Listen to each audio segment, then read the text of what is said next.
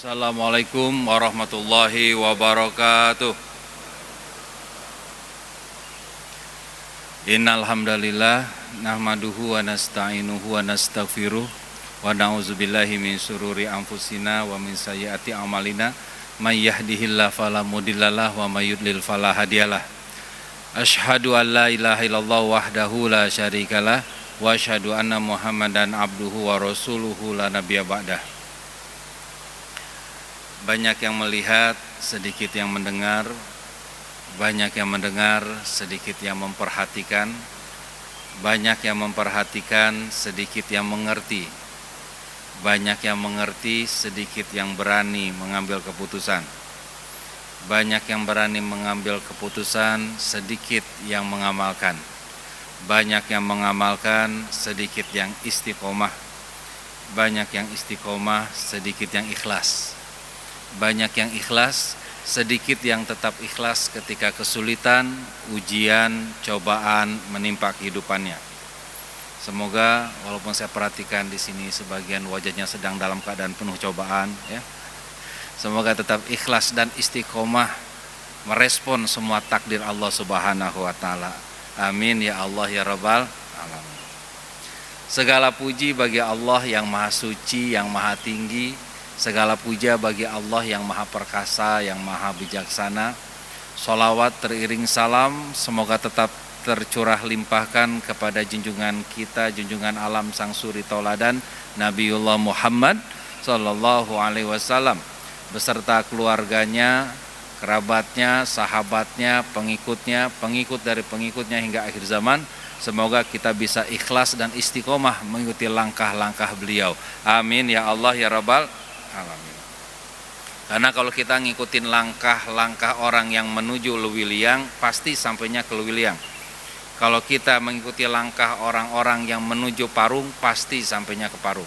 Tapi kalau kadang-kadang kita ngikut yang ke Lewiliang, kadang-kadang ngikut yang ke Parung, pasti nggak jelas sampainya, kan itu. Kalau ngikutin langkah-langkah Nabi, sampainya pasti ke surga, ya kemana lagi? Nabi kan ke surga. Kalau ngikutin langkah-langkah setan, sampainya ke neraka, ya kemana lagi? Nah, kalau kadang-kadang ngikutin langkah-langkah Nabi, kadang-kadang ngikutin langkah-langkah setan, ini agak nggak jelas nih. Ya. Makan, baca bismillah, tapi makannya pakai tangan kiri. Nah, gitu ya. Ini kan nggak jelasnya. Afala ta'qilun. Apakah kamu nggak pakai akal kamu? Kan begitu. Ya.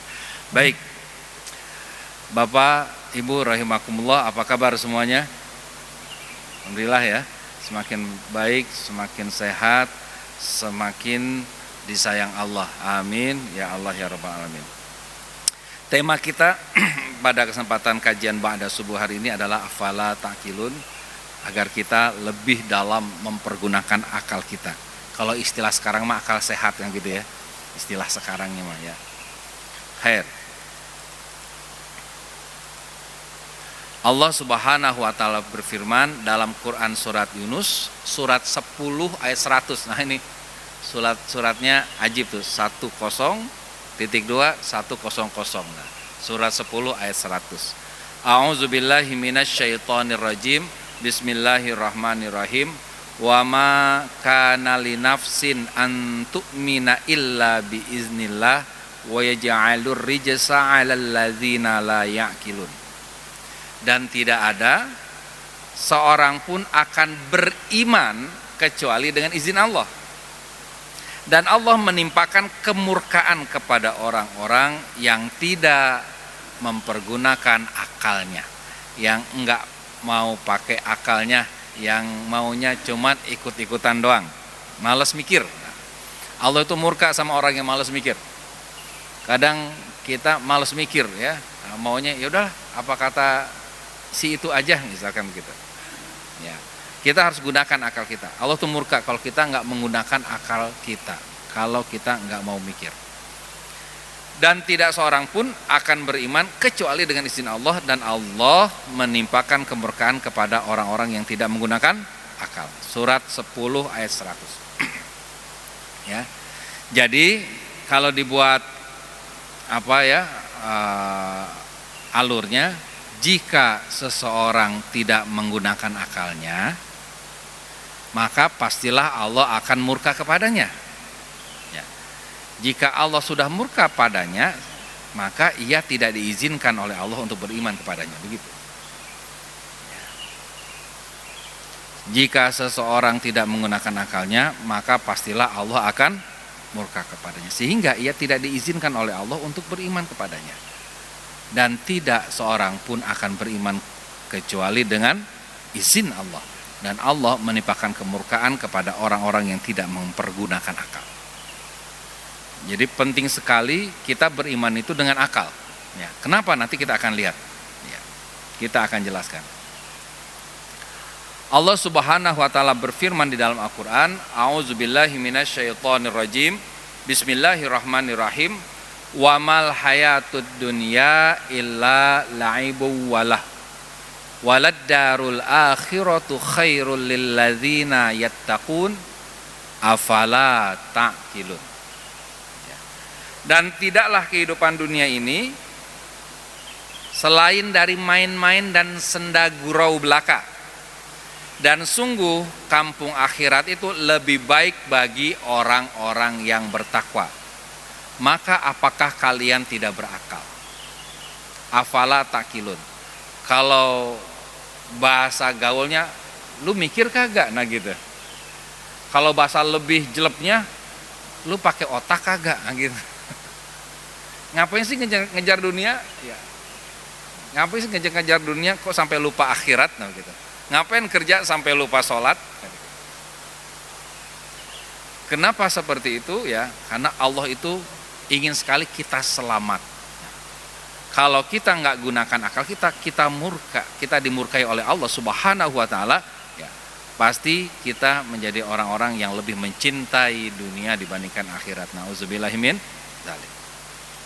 Allah juga berfirman, "A'udzubillahi minasyaitonirrajim, wa huwallazi yuhyi wa yumitu wa lahu tilaful laili wan nahar afala ta'qilun." Dan dialah yang menghidupkan dan mematikan, dan dialah yang mengatur pertukaran malam dan siang. Maka apakah kalian tidak berakal? Coba bayangin lagi asik-asik ngejar dunia, tiba-tiba mati. Itu kan gitu. Kalau kita mikir, di sini ada kata dunia, di sini ada kata mati. Lagi asik-asik ngejar dunia, mati. Waduh, nauzubillahi min dzalik. Kita kalau baca-baca berita kan tidak sedikit kita pernah dapat informasi ada orang matinya tuh nauzubillah sedang berzina. Kenapa? Ya, pakai obat kuatnya kelebihan. Nauzubillahi min dzalik. Jantungnya nggak kuat, meninggal. Ya. Bayangin, nauzubillah, lagi asik ngejar dunia, tiba-tiba mati. Afala ta'qilun. Her. Maka kita gunakan akal, kita harus paham. Ada akal, otak, dan teori Triune Brain. Biar kita lebih mudah bagaimana cara menggunakan akal. Jadi kita belajar ilmu akal ini supaya apa? Supaya Allah nggak murka. Kenapa? Kalau Allah nggak murka, kita akan bertambah iman kita kepada Allah Subhanahu wa taala. Nah, ini nggak terlalu rumit, saya ambil yang sederhana. Ini gambar otak, ya. Gambar otak. Otak itu menurut Paul de MacLean, ya, ada 3 lapisan, ya. Kalau teori hemisfer itu belahan kiri, belahan kanan. Ini kita yang lapisannya, ya. Lapisan yang paling pertama kali ada namanya batang otak atau brainstem. Batang otak dia paling bawah, brainstem, ya. Dia sifatnya insting, maka disebut instinctual brain. Dia adalah otak reptil. Reptil itu punyanya cuma ini, ular, kadal, ya. Nah itu punyanya cuma reptil. Dan dia orientasinya cuma cari aman, reptil itu. Nah, di atas otak reptil ada namanya limbic brain. Dia emosi, feeling. Kalau tadi insting, ini feeling, ini disebut sebagai otak mamalia. Nah, mamalia, ya, kerbau, ya, kucing, ya, harimau, ya, itu menggunakan otak ini. Kera, ya, otak mamalia. Dia cari nyaman mamalia itu. Di atasnya lagi namanya neokortek. Ini yang paling baru, maka dibilangnya neo atau new, otak yang terbaru. Dia thinking, disebut juga sebagai otak manusia. Nah kalau manusia punyanya 3, punya neokortek, punya limbic brain, punya brainstem. Kalau reptil cuman punya brainstem, kalau mamalia punya limbic brain dan brainstem, kalau manusia punya 3-tiganya. Ada otak reptil, ada otak mamalia, ada otak manusia. Otak reptil itu sifatnya reflektif. Bapak kalau tiba-tiba ada yang lempar pakai batu, langsung menghindar. Nah, itu otak reptil itu yang bekerja. Nggak mikir dulu, dia insting. Tiba-tiba ada yang mukul, langsung menghindar, insting. Itu otak reptil. Jantung Bapak ini bergerak itu pakai otak reptil, batang otak. Kadang-kadang kita ya. Kadang-kadang tenang, nah itu otak reptil yang menggerakkan, batang otak. Kalau limbic brain dia afektif. Kalau neokortek dia kognitif. Otak, kita pahami dulu ya. Kemudian gampangnya gimana? Otak reptil itu cari aman bawaannya. Kalau otak mamalia itu cari nyaman. Kalau otak manusia itu cari paham. Agak beda ya. Lapar makan yuk, makan apa aja lah yang penting makan. Nah itu otak reptil. Jadi yang penting makan, yang penting kenyang itu otak reptil. Bapak-bapak di sini ada yang gitu? Nah itu makannya pakai otak reptil. Yang penting kenyang dulu aja dah. Makan apa? Yang enak apa ya di sini ya? Nah ini otak mamalia yang dipakai. Mau makan apa? Coba cari makanan yang bergizi, enak, dan bikin kenyang. Nah itu baru manusia. Kita kalau makan gitu nggak Pak? Nah kalau kita gitu berarti kita sudah pakai otak kita secara sempurna. Bapak-bapak dulu nikah sama istri Pak, itu pakai otak apa Pak? Kira-kira Pak. Kamu kok nikah sama dia? Ya udahlah paling aman kayaknya sama dia nih. Nah itu nikah pakai otak reptil. Kamu kok nikahnya sama dia? Aku udah nyaman sama dia. Nah, zaman anak-anak sekarang tuh banyak yang pacarannya pakai otak reptil. Nikahnya pakai otak reptil. Maka nikahnya nggak panjang usianya Pak. Loh, katanya dulu udah nyaman. Kok sekarang pisah? Sekarang aku udah nggak nyaman lagi. Nah, gitu. Mainnya cuma nyaman tidak nyaman. Kalau manusia pakainya nikahnya karena paham, karena nyaman dan karena aman. Ya. Kita lihat makan kita, nikah kita, ibadah kita. Kenapa sholat subuh di masjid? Ya, nah, sholat subuh kan memang harus berjamaah kan Zen. Kalau saya nggak sholat subuh berjamaah di masjid, nanti saya masuk neraka. Itu cari aman. Mending daripada nggak sholat subuh di masjid. Berarti kan masih dipakai otaknya, walaupun otak paling bawah yang dipakai, ya enggak? Masih bagus. Kenapa sholat subuh di masjid nyaman Kang Zen? Apalagi di Masjid Al Hidayah ini, aduh enak sekali. Ya, di Masjid Al Hidayah ini nyaman, enak, ya, adem. Ya, kamar mandinya juga yang baru bagus, ya, nyaman. Ini berarti ambilnya kenapa di Al Hidayah nyaman? Kenapa di Al Hidayah?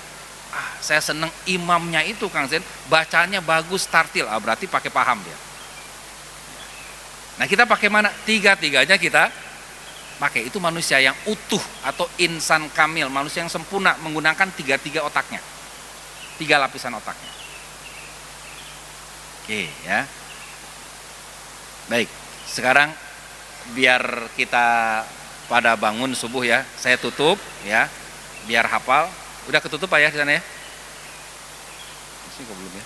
Nah, ketutup ya. Boleh tangannya diangkat Pak? Ya, diangkat. Saya hadap sini ya. Ikuti gerakan saya ya. Oke ya. Brainstem, batang otak, limbic brain, sistem limbik,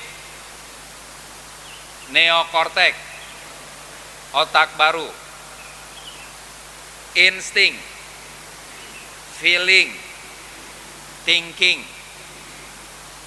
reflektif, afektif, kognitif, cari aman, cari nyaman, cari paham, otak reptil, otak mamalia, otak manusia, otak-otak. Ya. Nah, begitu Pak ya. Tiga-tiganya ini kita pakai, ini baru kita menggunakan akal. Allah kan hanya afala taqilu. Ya. Jangan sampai kita memutuskan sesuatu hanya cari aman. Ya. Atau memutuskan sesuatu hanya cari nyaman. Oke ya. Maka dalam Al-Qur'an surat 17 ayat 36 Allah berfirman, auzubillahi minasyaitonirrajim. Nanti juga ada ayatnya, wala taqfu ma laisa laka bihi ilmu. Janganlah kalian menyepakati sesuatu, mengikuti sesuatu tanpa ilmu, tanpa paham. Khair. Nah, tipe manusia yang manakah kita hari ini? Tadi paham, nah ini manusia yang paling luas nih ya, yang paling menyeluruh, paham, thinking, neokortek, dia tepat, inilah otak manusia. Setelah paham, manusia itu baru nyaman. Jadi paham dulu baru nyaman, itu manusia gitu. Jadi manusia itu mendahulukan paham dibandingkan nyaman. Habis itu nyaman, feelingnya dipakai, limbiknya dipakai, nikmat rasanya mamalia. Kenapa nikmat? Karena tepat, nikmat di jalan yang benar. Maka kita doanya ihdinas sirotol mustaqim, tunjukkanlah kami ke jalan yang benar, jalan yang lurus, sirotol lazina an'amta alaihim, yaitu jalan yang penuh dengan kenikmatan. Jadi benar dulu baru bisa nikmat. Ya. Kalau kita nikmat nggak benar, ini bermasalah. Karena yang kita cari nikmat, maka kita harus pastikan kita dapat kenikmatan di saat taat. Kalau kita nggak dapat kenikmatan di saat taat, pasti kita akan cari sibuk di saat maksiat. Kalau kita nggak dapat nikmat di saat aktivitas ukhrawi, pasti kita akan cari sibuk, cari nikmat di saat aktivitas duniawi. Sedang asik-asik ngejar dunia, mati. Nauzubillah min. Nikmat, ya, nyaman. Bapak-bapak lebih nyaman, lebih nikmat, ya, pakai uang halal apa uang haram, Pak? Halal. Nah, berarti benar. Berarti nikmat di saat yang tepat. Lebih baik punya uang halal di rekening 5 juta atau punya uang haram di rekening 271 triliun. Nah, mending mana, Pak? Nah, mending tetap yang halal walaupun 5 juta. Nah, itu ya. Berarti nikmatnya di jalan yang tepat. Bapak lebih nikmat bareng istri sendiri atau nikmat bareng istri orang, Pak? Dengan istri sendiri, berarti udah nikmat di jalan yang tepat. Kenapa penting ini saya tanyakan? Karena kalau kita nggak dapat nikmat bersama istri sendiri, kita akan cari nikmat sama wanita lain. Karena ya butuh kenikmatan. Maka pastikan Bapak kalau bareng istri nikmat. Nikmat. Oh, saya kalau bareng istri itu nikmat. Nah, sholat subuh berjamaah di masjid itu ada yang bilang wajib, ada yang bilang fardu sunnah muakkad. Walaupun ada juga yang bilang fardu kifayah ya. Nah, yang penting kalau kita sudah punya pemahaman, misalkan kita punya paham sholat subuh berjamaah di masjid adalah wajib, paham kita itu. Dengan dalil dan sebagainya kita punya pemahaman seperti itu. Kita ambil pemahamannya itu. Maka tugas kita berikutnya adalah saya nyaman dengan yang saya pahami, begitu. Sehingga sholat subuh ke masjidnya, berangkatnya nyaman. Nah, untuk nyaman ini perlu dibangun habit. Dan pembangunan habit ini teorinya minimal 21 hari. Minimal banget itu. Walaupun itu sudah banyak membantah tuh teori habit 21 hari itu. Tapi minimal selama 21 hari kita dengan kesadaran penuh berturut-turut sholat subuh di masjid dengan kesadaran penuh. Baru nanti ada nyaman. Paham, nyaman, setelah itu kita akan diberi oleh Allah yang namanya rasa aman. Instingnya akan bergerak, brainstem, kita akan cepat memutuskan otak reptilnya. Otak reptilnya bekerja setelah ada otak manusia dan mamalia. Sehingga otak reptilnya tidak akan merusak pemahaman dan kenyamanan. Oke. Maka orang yang maunya langsung cepat nih, langsung cepat, berarti dia nggak mau mikir lama, maunya langsung pakai. Nah ini berarti dia hanya pakai otak apa? Reptil. Gue mau cepat aja lah, ya. Maunya cepat aja, nggak dipakai tuh otak yang lainnya. Ya. Contoh sederhananya, kalau di Indonesia kan beberapa tahun terakhir ini suka berbeda nih, ya, awal Ramadan dan awal Syawal, ya. Saya mah udahlah nggak mau mikir, ya, sama ikut pemerintah aja. Yang Muhammadiyah nggak mau mikir, sama ikut kata pimpinan Muhammadiyah. Ya. Yang saya nggak mau mikir, saya ikut. Nah, itu main cepat tuh namanya. Padahal nanti di akhirat tanggung jawab kita masing-masing atau ke organisasi, Pak? Masing-masing. Maka kita harus mikir. Setelah mikir baru memutuskan. Maka saya tadi menyampaikan banyak yang melihat, sedikit yang mendengar. Banyak yang mendengar, sedikit yang memperhatikan, banyak yang memperhatikan, sedikit yang mengerti, banyak yang mengerti, sedikit yang berani mengambil keputusan. Harus mengambil keputusan setelah mengerti, bukan main cepat. Yang penting cepat aja lah, penting beres. Ya. Oke, lanjut. Allah berfirman dalam surat 17 ayat 36, surat Bani Israil, ya. A'udzubillahi minasyaitonirrajim wala taqfu ma laisa laka bihi ilm innas sam'a wal basara wal fuada kullu ulaika kana anhu mas'ula. Dan janganlah kalian, takfu itu menyepakati tapi diterjemahkan mengikuti, dua-duanya boleh. Dan janganlah kalian mengikuti sesuatu tanpa ada ilmunya. Sesungguhnya pendengaran dan penglihatan dan hati nurani semua itu akan dimintai pertanggungjawaban. Jadi apa yang kita putuskan harus pakai ilmu. Nah, itu penting. Bukan sekedar ikut-ikutan. Saya mah sudah percaya aja sama Kang Zen, ya, apa kata Kang Zen lah saya ikut. Nah, itu nggak boleh. Saya sudah percaya sama Ustadz itu, apa kata Ustadz itu pasti benar. Itu nggak boleh. Kita boleh merujuk ke Ustadz, tapi kita harus mikir gitu. Merujuk ke ulama kita harus mikir, bukan sekedar ikut-ikutan.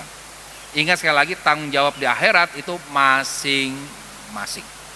Dan yang menjawab pertanyaan-pertanyaan itu bukan pikiran sadar kita, tapi yang menjawab adalah pikiran bawah sadar kita otomatis. Tangan kita, kaki kita, itu yang menjawab pertanyaan-pertanyaan dari Allah Subhanahu wa Ta'ala. Khair. Kenapa? Kalau sekedar mengingat informasi, mengikuti tanpa paham, kera pun bisa. Jadi kalau sekedar ngapalin dan ngikutin tanpa paham, kera pun bisa. Kita lihat nih kera ini. Kita lihat. Nih. Besarin ya suaranya.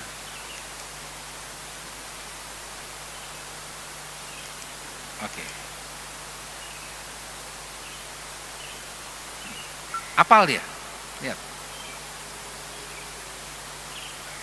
Tuh.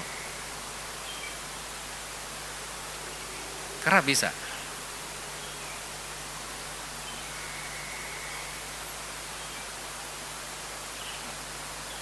Apal tuh kera.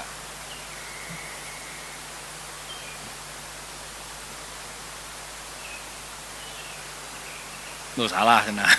Ada yang salahnya. Oke. Nah, kenapa? Karena ternyata fungsi mengingat ada di sistem limbik, Pak. Fungsi mengingat di otak kita juga ada di sistem limbik. Fungsi mengolah ingatan, mengolah informasi di sini, di neokortek. Tapi kalau nginget doang, kalau kata orang Sunda dulu ada istilahnya hafal cangkem. Pernah dengar, Pak, ya? Itu nginget doang, itu masuk ke sistem limbik. Sistem limbik itu ada yang namanya, di dalam sistem limbik ada satu namanya hipokampus, satu namanya amigdala. Hipokampus itu mengingat peristiwa, amigdala mengingat emosi dari peristiwanya. Misalnya Bapak dulu pernah kecurian, pernah ditipu oleh teman bisnis Bapak. Itu namanya peristiwa. Berarti Bapak ingat peristiwa dulu tahun 2015 saya pernah ditipu oleh si Anu dalam bisnis. Ingat, itu masuk ke hipokampus. Amigdala, saya kesel mengingat itu. Nah, itu amigdala tuh yang mengingat keselnya, emosinya. Maka dalam Islam itu yang disuruh adalah memaafkan, bukan melupakan. Amigdalanya yang dibersihin, hipokampusnya ingat nggak apa-apa, bagus, nggak masalah kita ingat. Yang penting kita memaafkan. Ya, jangan sampai lupuhkanlah ingatanku kan itu ya. Jadi kita mampu memaafkan. Maksudnya apa di sini kita belajar? Kalau sekedar nginget, sekedar hafal, ngikutin tanpa paham, ternyata kera pun bisa. Mamalia bisa. Oke. Kita lanjut. Maka jadilah manusia berilmu, bukan manusia berinformasi. Apa bedanya ilmu dan informasi? Sederhana. Informasi itu adalah mentahnya. Kita terima telan mentah-mentah, terima bulet-bulet, itu informasi. Kalau udah ilmu berarti informasinya sudah diolah. Secara peristiwa mengaji dan nonton film lebih mulia mana Pak? Mengaji. Ikut kajian lebih mulia dibandingkan nonton film.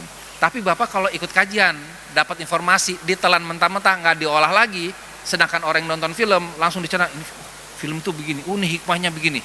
Itu bisa jadi akhirnya yang jadi manusia yang nonton film, karena dia mengolah informasi yang diterimanya. Mengolah informasi yang diterimanya. Maka ketika kita mengaji ya, kita penting setelah ikut kajian Bapak pulang dari rumah ini mencerna, tadi itu Ustadz itu bilang apa ya, Bapak itu bilang apa ya, dia itu bilang apa ya, maksudnya apa ya, nah begitu. Hikmahnya buat saya apa? Itu berarti sudah berilmu, bukan berinformasi. Kenapa? Karena ternyata informasi memberatkan jiwa, ilmu meringankan jiwa. Contoh, ada orang biasa pulang lewat jalan yang gelap, sebut saja namanya jalan kegelapan, di sampingnya ada gang kesunyian dekat kampung pemakaman. Pokoknya gelap banget dah. Lalu dia pulang tiap malam lewat situ, kagak ada masalah, sampai suatu saat ada yang bertanya, Pak, kalau pulang lewat mana? No, lewat jalan kegelapan. Wih, gelap dong Pak. Ya iya, namanya juga jalan kegelapan. Enggak takut Pak? Kagak. Jam berapa Pak lewat situ? Jam 9 malam. Hah, cius Pak, cius. Loh Pak, jam 9 malam itu kan pas banyaknya kuntilanak. Besoknya dia lewat situ yang tadinya tenang, nyaman, deg-degan. Jadi berat melangkahnya. Jadi takut.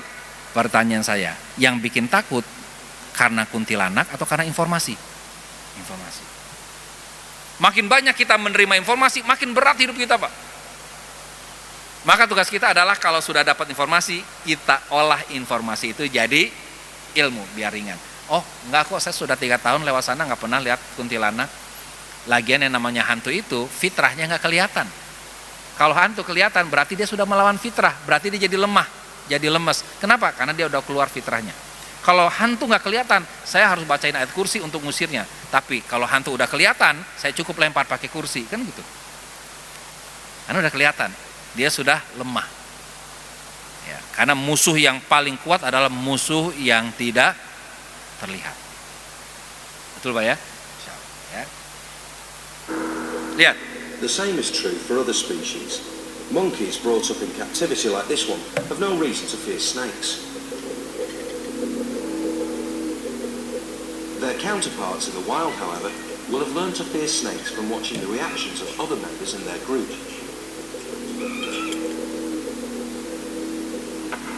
In this experiment, the lab-reared monkeys watched video footage of wild monkeys reacting fearfully toward toy snakes.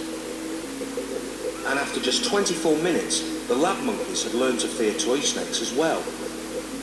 This proves that fear of objects that are inherently threatening can be easily learned. Kera nggak punya neokortek, punya sistem limbik, cuman bisa menerima informasi, mengingat informasi, dan melepaskan informasi. Ya. Sehingga kera yang nggak pernah dapat informasi tentang ular, dia hidupnya di lab dari kecil, dikasih ular mainan, kagak takut. Karena sejak kecil nggak pernah dapat informasi tentang ular. Tapi kera yang hidup di hutan, dibawa ke lab, dikasih ular mainan, takut. Kenapa? Karena dia sudah pernah punya informasi tentang ular dan ternyata ular itu berbahaya. Dan ternyata kera yang ketakutan itu divideoin oleh penelitinya, lalu ditonton oleh kera yang nggak takut, 24 menit nontonnya. Apa yang terjadi? Kera yang nggak takut sama ular jadi takut sama ular. Kok gitu? Karena memang kera nggak bisa mikir, bisanya cuma menerima informasi, ya, mengingatnya, menyebarkannya itu. Jadi bapak-bapak kalau dapat broadcastan, diterima, dibaca, nggak dicerna dulu, langsung disebarkan, itu berarti, nah begitu. Ya begitu memang. Ya. Kenapa nggak kita pakai? Kita dikasih neokortex sama Allah. Tapi kita menyebarkannya pakai emosi aja, pakai amigdala yang ada di sistem limbik. Wah, ini sesuai nih dengan apa? Dengan dukungan saya, misalnya, dengan apa yang saya dukung, langsung sebar. Ya. Khair, ya. Afalata, gitu. Nah, tugas pikiran, ya, tugas neokortex adalah mengolah informasi menjadi ilmu, menjadi hikmah, menjadi makna. Walaupun informasinya sesat, ketika diolah jadi nggak sesat.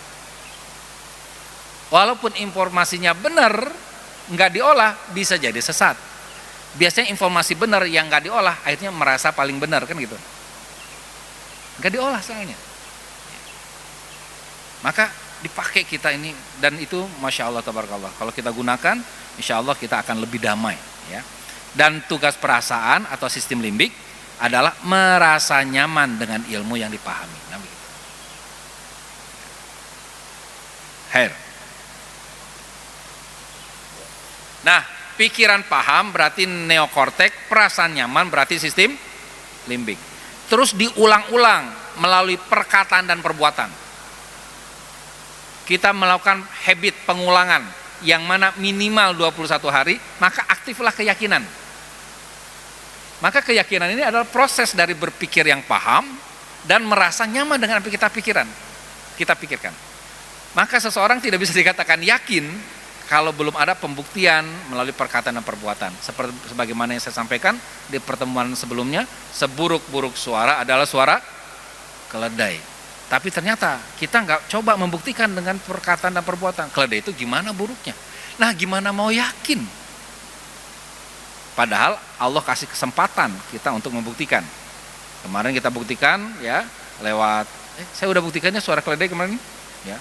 Ternyata memang buruk. Di situ kita yakin, shadaqallahul azim. Benar ya kata Allah, maha benar Allah dengan segala firman. Ya. Jadi dalam diri kita tuh artinya ada 5 unsur, Pak. Minimal ya. 1 namanya pikiran, 2 namanya perasaan, 3 namanya perkataan, 4 namanya perbuatan, 5 namanya keyakinan. Kalau ini bersatu dan diserahkan kepada Allah, maka baru lahir yang namanya keimanan. Ya. Kemudian dengan izin Allah, ini Allah seneng nih. Wah, ini orang udah dipakai ini otaknya, aku nggak murka kata Allah kan gitu. Maka karena otak kita sudah kita pakai, ya Allah akan upgrade keyakinan kita menjadi keimanan. Maka kita harus menggunakan akal kita. Khair. Nah, ini pernah saya sampaikan, nggak apa-apa. Sebagai penguat ya. Kita lihat ini. Talinya nggak ada. Talinya nggak ada di sana. Tetapi kenapa orang yang di mobil ini ragu? Karena di pikirannya nggak ada tali, tapi perasaannya nggak nyaman. Jangan-jangan ada tali kan gitu. Berarti pikiran dan perasaan nggak selaras. Ketika pikiran perasaan nggak selaras, yang terjadi was-was, bukan yakin. Sedangkan yakin tadi lahirnya lewat mana? Pikiran, paham, perasaan nyaman, berarti selaras. Diulang-ulang minimal 21 kali, maka dia akan menjadi yakin. Akhirnya mobil ini jadi ragu-ragu.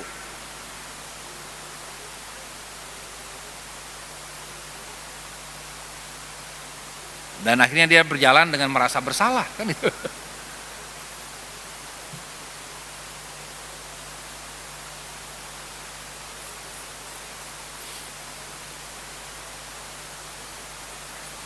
Nah, supaya dia yakin apa yang dia lakukan, ikhtiar, action, pembuktian, betul? Pembuktian dengan perbuatan. Oh, kagak ada. Setelah itu baru dia jalan.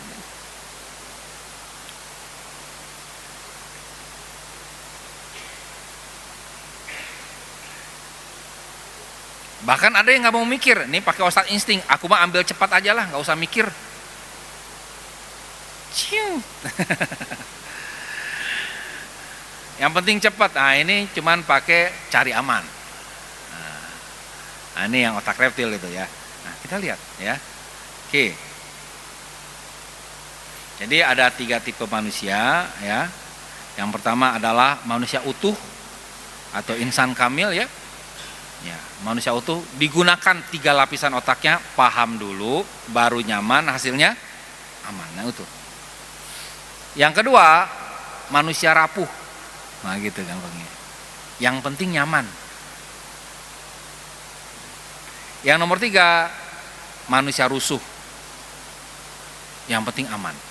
Nah, ini orang-orang insting ini kalau hanya pakai insting rusuh ini Indonesia ya. Kalau yang penting aman, ya. Hanya cari aman. Ya. Allah Subhanahu wa taala berfirman dalam Quran surat Al-A'raf, langsung artinya saja ya. Dan sungguh akan kami isi neraka jahanam banyak dari kalangan jin dan manusia. Mereka memiliki hati tapi tidak dipergunakannya untuk memahami informasi atau ayat-ayat Allah. Jadi ayat informasi itu nggak dipahami, cuma diterima doang gitu. Ya. Dan mereka memiliki mata tapi tidak dipergunakan untuk melihat dalam kurung informasi atau tanda-tanda kekuasaan Allah, dan mereka mempunyai telinga tetapi tidak dipergunakan untuk mendengarkan informasi atau ayat-ayat Allah. Mereka seperti hewan ternak. Hewan ternak mamalia apa reptil, Pak? Berarti secara tidak langsung kalau pakai bahasa Triliun Brand, mereka seperti mamalia. Bahkan lebih sesat lagi, berarti seperti reptil. Mereka itulah orang-orang yang lengah. Kenapa? Dikasih neokortek nggak dipakai, lengah. Iya. Surat Al-A'raf 179. So ada 3 tipe manusia. Pertama adalah manusia utuh, ini insan kamil tadi, paham dulu baru nyaman, hasilnya aman. Kedua tadi apa? Manusia rapuh, ini insan ternak. Ya. Tadi kalau tadi hewan ternak, ini insan ternak lah, bahasa biar kita paham, oh ternyata itu kita loh. Ya, na'udzubillah min dzalik, itu bagian dari manusia. Yang ketiga itu manusia rusuh, insan reptil, yang penting aman. Ya. Akhir.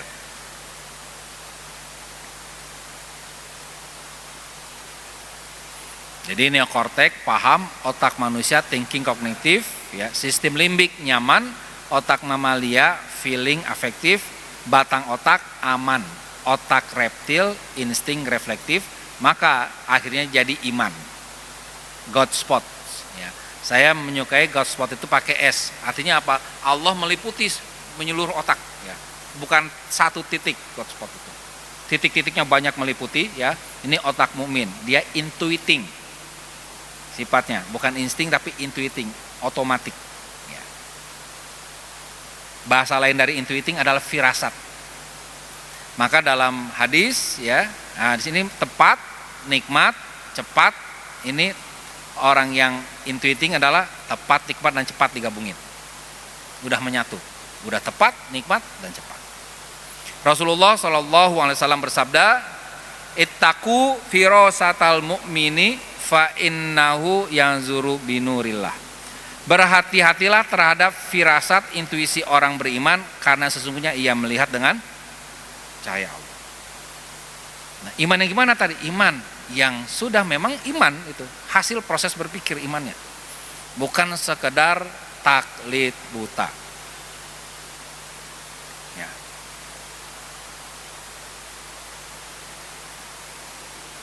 Insan kamil berarti ini orang beriman, mampu memahami tanda-tanda, cirinya mengolah tanda-tanda menjadi booster iman. Mengolah tanda-tanda. Tanda-tanda itu kalau dalam bahasa Arabnya namanya ayat. Ayat itu artinya tanda. Ayat itu ada yang qauliyah, ada yang kauniyah. Ada yang dari Quran qauliyah, dari hadis-hadis yang mutawatir dan sahih ya, dan juga ada yang dari alam semesta kauniyah. Nah, di surat Yunus tadi ayat 100, ini ayat 101-nya ada lanjutannya nih. Katakanlah, perhatikanlah apa yang ada di langit dan di bumi, tidaklah bermanfaat tanda kekuasaan Allah dan rasul-rasul yang memberi peringatan bagi orang-orang yang tidak beriman. Berarti orang yang tidak beriman, orang yang tidak yakin. Orang yang tidak yakin berarti orang yang tidak mikir, tidak pakai pikiran, tidak pakai perasaan, enggak selaras antara pikiran dan perasaan. Jadi kita disuruh memperhatikan tanda-tanda. Dan di bumi itu terdapat tanda-tanda kuasa Allah bagi orang-orang yang yakin. Dan juga bagi pada dirimu sendiri, di dalam diri kita, ya, ada bumi makrokosmos, ada dalam diri kita mikrokosmos. Maka apakah kamu tidak memperhatikan? Nah, ini kalimat lain dari afala taqilun, afala tubsirun. Suruh dilihat pakai mata, memperhatikannya. Ya. Coba kita perhatikan pakai mata. Ini gambar laki-laki, gambar wanita tua apa wanita muda ini? Coba perhatikan. Muda apa tua nih? Ya. Nah, ini dia bisa kelihatan muda kalau apa? Kalau kita lihat, ya. Nah, kita lihat di sini, ya. Ini bulu mata, dia sedang hadap ke sana tuh. Ini bulu mata, ini telinga. Untuk garis muda, ini hidungnya kelihatan dikit. Ini dagunya. Ini kalung. Ini lehernya, ini kalung. Nah, ini kelihatan gadis muda. Dia akan kelihatan tua kalau apa? Kalau kita lihat ini dagu, ini bibir, ini hidungnya besar, ini mata sebelah kiri, mata sebelah kanan, nenek tua sedang hadap sini. Nah, ini melihat tanda-tanda yang enggak mudah ya. Melihat tanda-tanda. Fala tubsirun, ya. Khair.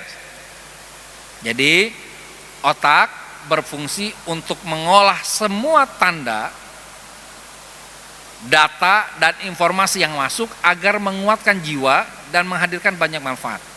Jadi jiwa kita ini akan semakin beriman dan bermanfaat. Ada tanda, ayat, tanda ini kalau diolah dia jadi data namanya. Kalau data sudah berupa angka kan gitu.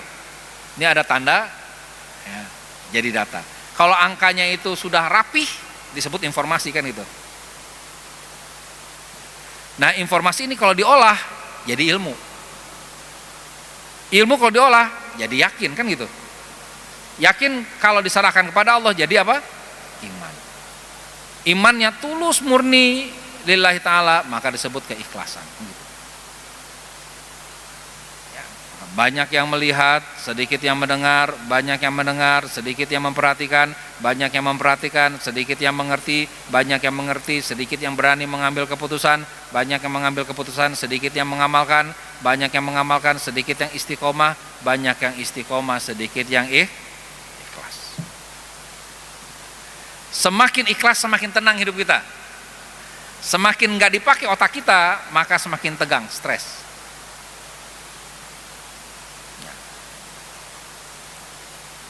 Semakin Anda tenang, maka perkataan Anda akan semakin bertuah dan perbuatan Anda akan semakin berpengaruh dan firasat Anda akan semakin tajam. Firasatnya tajam. Ya. Aduh, firasat saya nggak enak nih. Ternyata mau ada gempa ya. Oh, luar biasa nih Bapak-Bapak ya. Ngerasa gempanya Pak semalam? Ngerasa ya. Kalau ngerasa berarti belum tidur nih. Jam berapa tuh? Jam 10-an ya? 11 ya? 11 ya? Air.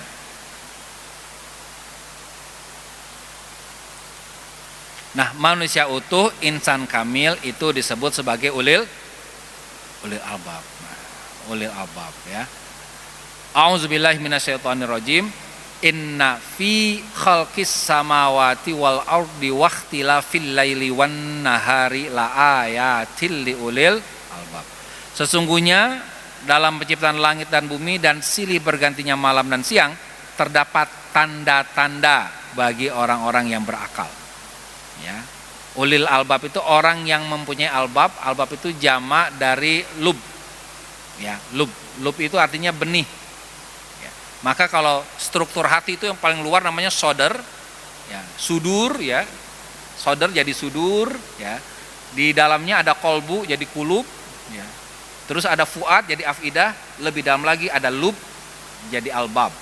Maka yang paling dalam disebut lubbuk hati, kita suka bilang. Hati yang paling dalam, ya. Nah, kita gunakan itu berarti sudah jadi iman, berakal, ulil albab, sudah jadi lub, ya. Siapakah orang ulil albab itu?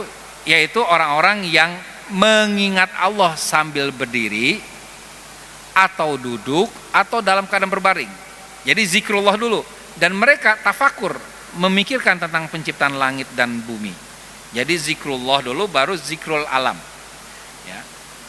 Baru fikir alam, zikir kepada Allah, baru berfikir tentang alam semesta. Lalu mereka punya kesimpulan, Rabbana ma khalaqta haza batila subhanaka faqina azabannar. Ya Rabb kami, tiadalah yang kau ciptakan ini sia-sia. Maha suci engkau, maka peliharalah kami dari siksa neraka. Maka orang-orang yang menggunakan akalnya tidak akan mengatakan bahwa itu sia-sia, ya, bahwa itu nggak penting. Semuanya penting. Yang ada di alam semesta ini saling melengkapi. Bahkan adanya setan, adanya iblis, sia-sia atau tidak, Pak? Tidak. Penting buat kita, ya, penting buat kita, ya. Oke. Sudah habis. Baik, ya. Demikian ya untuk materi kajian subuh, dan sudah jam 6 juga. Silakan kalau mungkin ada yang mau menanggapi, menambahkan, ya, konfirmasi atau bertanya, silakan.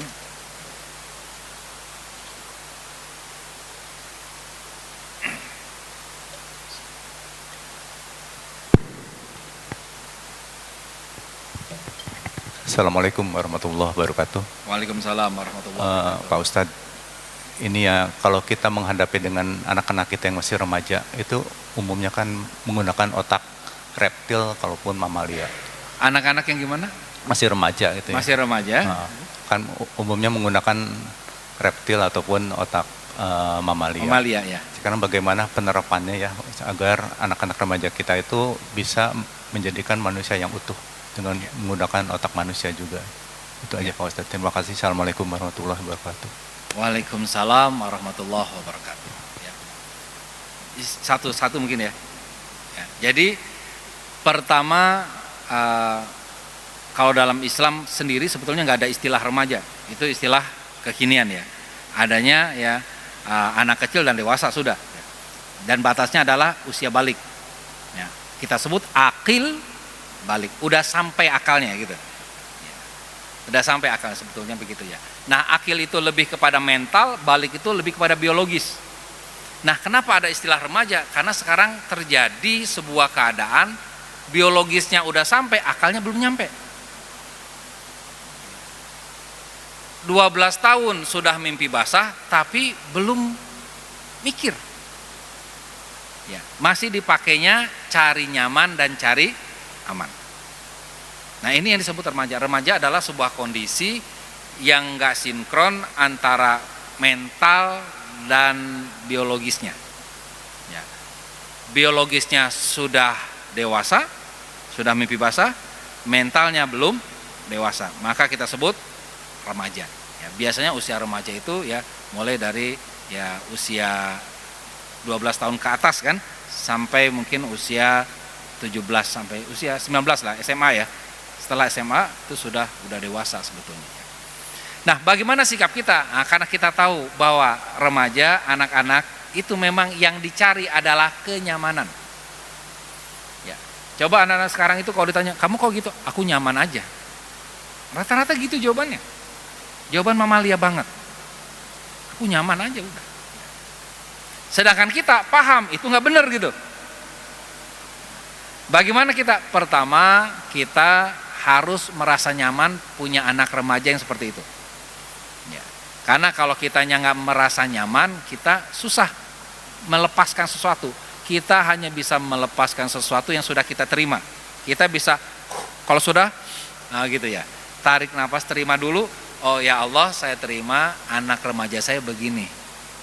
Ya, disuruh sholat susah banget. Kenapa? Nyamannya mabar dibandingkan sholat, dibandingkan sobar itu kan sholat bareng ya. Mabar main bareng. Dia lebih suka push rank ya, menaikkan levelnya gitu ya di dunia game ya, dibandingkan menaikkan level keimanannya di dunia nyata. Ya anak-anak remaja sekarang keadaannya kita harus terima karena teknologinya sudah begini, zamannya begini, keadaan begitu. Nah tugas kita nyaman dulu. Kalau kita sudah nyaman sama dia, maka peluangnya besar dia nyaman sama kita. Ini dalam bahasa komunikasi begitu. Ya. Kalau kita udah nyaman sama anak kita, maka anak kita akan lebih besar peluangnya nyaman sama kita. Kalau sudah sama-sama nyaman, baru nasihat kita didengerin. Jadi nasihat kita didengarkan oleh anak kita ketika anak kita sudah ada bonding nyaman sama kita. Nah itu. Nah bagaimana anak-anak itu kita bisa merasa nyaman dengan kita? Satu, setelah kita merasa nyaman dengan dia. Yang kedua, kita penuhi bahasa cintanya. Ini bahasanya bahasa kenyamanan, bahasa cinta. Bahasa cinta itu ada 5. Satu, namanya bahasa cinta quality time. Jadi ada anak yang sukanya curhat. Jadi memang bawaannya tuh sukanya curhat anak kita. Nah ketika anak curhat, terus orang tua bilang, ribut udah sana-sana. Nggak terpenuhi bahasa cintanya, maka anak jadi nggak nyaman sama kita. Ada anak yang bahasa cintanya sentuhan, suka disentuh. Ya, ciri-cirinya gampang, kalau kita pulang, ayah, abi, aku kangen, pengen peluk. Ketika anak kita datang terus memeluk kita, maka kita biarin. Itu biar dapat bondingnya, terikat kita. Kalau dia pas meluk kita, ih, abi bau keringat nih, udah sana. Nanti dia merasa ditolak. Bahasa cinta yang ketiga itu pelayanan. Ini ya ada penelitiannya begitu ya, pelayanan. Jadi bahasa cinta pelayanan itu ciri-cirinya anaknya itu seneng kalau dilayani sama kita. Abi udah lama nih aku nggak dibuatin mie sama abi, mie buatan abi enak banget. Ih, kamu bikin mie aja sendiri, apa susahnya sih? Padahal dia sedang pengen menjalin hubungan sama kita. Ya.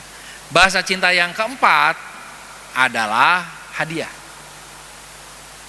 Jadi ciri-cirinya kalau kita pulang kerja apa? Ayah bawa oleh-oleh apa nih? Ayah jangan lupa ya, aku 2 bulan lagi ulang tahun loh. Ya. Hadiah. Ya. Nah kita penuhi biar terjadi ikatan. Ini penting dipenuhi, kenapa? Supaya kita bisa apa? Bisa kasih nasihat sama dia. Karena dia udah nyaman sama kita. Kita kan agak sulit ngasih nerima nasihat sama orang yang kita nggak nyamanin. Di dunia training, saya kalau ngisi training, sebelum saya kasih masukan-masukan sama audien, saya perlu menjalin hubungan dengan cara apa? Bikin humor, ketawa dan sebagainya, ketawa bersama. Udah terjalin hubungan, baru materi masuk. Ya begitu memang. Ya. Udah 4 ya. Tadi apa? Bahasa cinta. 1 lagi berarti, nah, saya ulang ya. 1 apa? Quality time. Waktu bersama. Dia senangnya curhat. Ya. Senang makan bareng. Ya. Yang kedua apa? Sentuhan. Ya.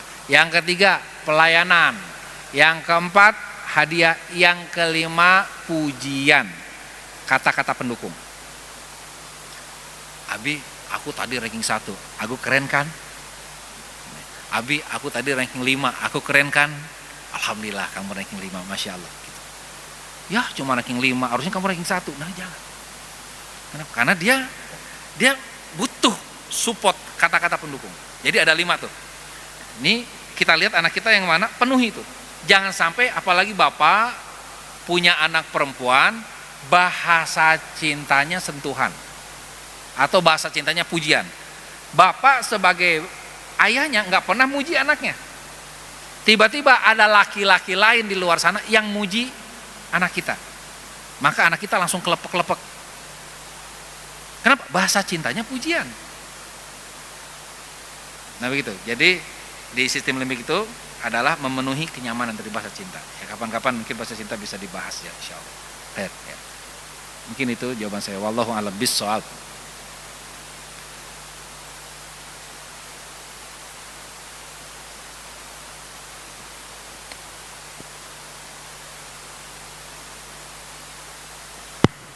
Pak Ustadz, Ya. adakah kaitannya proses berpikir dengan hidayah? Karena kalau kita lihat orang-orang kafir belum dapat hidayah, apakah tidak berpikir atau seperti apa? Ada nggak kaitannya? Terima kasih. Ya, kaitannya ada, ya, sangat besar ya. Maka kalau kita lihat, ya, punten, ya, orang-orang Islam yang murtad itu bukan karena proses berpikir, tapi karena mimpi ketemu Yesus, mimpi kan gitu. Coba kalau kita lihat, aku merasa tenang aja. Tapi kebanyakan orang-orang yang mu'alaf masuk Islam dari proses berpikir. Coba kita lihat. Ya. Berarti memang hidayah itu dari proses berpikir. Maka jangan sampai orang yang masuk Islam aja mikir, kita yang sudah Islam nggak mikir, nah gitu. Ya. Jangan sampai udah masuk Islam nggak dapat hidayah, kan aneh. Maka penting. Maka Allah tuh murka sama orang yang tidak berpikir. Demikian ya. Wallahu a'lam bishawab, sepertinya cukup ya. Demikian apa yang bisa saya sampaikan. Mudah-mudahan kita semua semakin dimudahkan oleh Allah Subhanahu wa taala untuk menggunakan pikiran kita secara utuh, menjadi manusia utuh, insan kamil, manusia yang menggunakan otak manusianya, otak mamalia dan otak reptil secara seimbang, selaras, sehingga kita menjadi orang yang semakin beriman dan ikhlas. Amin ya Allah ya Rabbal alamin. Demikian dari saya, wallahu a'lam bishawab. Assalamualaikum warahmatullahi wabarakatuh.